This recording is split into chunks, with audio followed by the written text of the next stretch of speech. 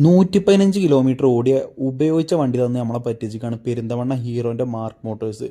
ഇതിൻ്റെ പേരിൽ നമ്മൾ കൺസ്യൂമർ കോർട്ടിൽ ഓൾറെഡി കേസ് റണ്ണിങ്ങിലാണ്. പെരിന്തൽമണ്ണ ഹീറോന്റെ ഷോറൂമായ മാർക്ക് മോട്ടോഴ്സ് പക്ക ഉടായ്പാണ് ചെയ്യുന്നത്. നമ്മൾ അവിടുന്ന് ഒരു വണ്ടി ഹാർലി ഡേവിഡ്സന്റെ 4 ലക്ഷമുള്ള ഒരു വണ്ടി ബുക്ക് ചെയ്തിട്ട് 115 കിലോമീറ്റർ ഓടിയ വണ്ടി നമുക്ക് തന്നിട്ടുണ്ട്. നമ്മളത് സെക്കൻഡ് ഹാൻഡ് വണ്ടിയാണ് ബുക്ക് ചെയ്ത്. ഇവരുടെ കയ്യിൽ വണ്ടി സ്റ്റോക്ക് ഇല്ലാത്തതുകൊണ്ട് ഇവർ കോഴിക്കോട് ഷോറൂമിൽ ഓടിച്ചു കൊടുക്കുക.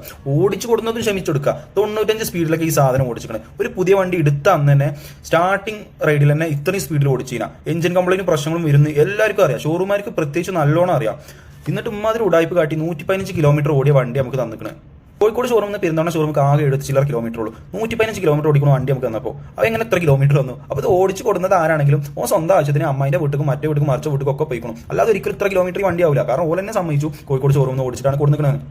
പോരാത്തതിന് ഈ വണ്ടി ഓടിച്ചു കൊടുക്കുന്നത് ഒരു മഴ പേര് മഴ നട്ട പതിരക്ക് സാധനം ഓടിച്ചു കൊടുക്കുന്നത് 95 സ്പീഡിലൊക്കെ അത്രയും കംപ്ലൈന്റ് വരും. എഞ്ചിൻ കംപ്ലൈന്റ് വരും. സ്റ്റാർട്ടിംഗ് റൈഡാണ് ഇത്. അത് ഇത്രയും മഴ ലൈസം ഒരു മഴ കൊണ്ടോ വലിയ പ്രശ്നമില്ലല്ലോ എന്ന് ഇപ്പോൾ കരുതും. പക്ഷേ ഈ സാധനം പിറ്റേ ദിവസം ഷോറൂമിൽ അറിയിക്കാതെ അവരെ ഷോറൂമിൽ ചെന്നപ്പോൾ ഈ സാധനം മഴയത്ത് പുറത്ത് ചളി പിടിച്ചിട്ട് സീറ്റിൽ ടാങ്കിൽ മീറ്ററിലടക്കം ചളി പിടിച്ചിട്ട് ഈ സാധനം കിടക്കുന്നത്. നമ്മൾ 4 ലക്ഷത്തിനടുത്ത് പൈസ കൊടുത്തിട്ട് ഈ സാധനമാണ് ഈ കസ്റ്റമേഴ്സിന് എന്ത് വാല്യൂ റെസ്പെക്ട് വില തരുന്നത്. അറ്റ്ലീസ്റ്റ് ഒരു ചളി മഴ ആകത്തോട് ഇടേണ്ട ഒരു പുതിയ വണ്ടി നമ്മൾ ബിൽക്കെതിരെ കോടതിയിൽ പോയപ്പോൾ അവിടെ മീഡിയേഷനും കാര്യങ്ങളും കോടതിയിൽ ആവശ്യത്തിന് പോയപ്പോൾ അവിടെയുള്ള കോമഡി കേൾക്കണം. അവിടെ 100 കണക്കിന് കേസ് പല പേരിലുണ്ട്. ഇഷ്ടംപോലെ ഞാൻ മീഡിയേഷന് പോയപ്പോൾ തന്നെ അവിടെ 5 or 6 പേരുണ്ട്. അവരൊക്കെ പറയണമെന്ന് വെച്ചാൽ ഇവർക്ക് ഇതൊന്നും പുത്തിരിയല്ല. ഇവർക്ക് ഇഷ്ടംപോലെ കേസുകൾ ഇവിടെ ഉണ്ട്. ഇവർക്ക് ഇതൊന്നും ഒരു പ്രശ്നമേ അല്ല.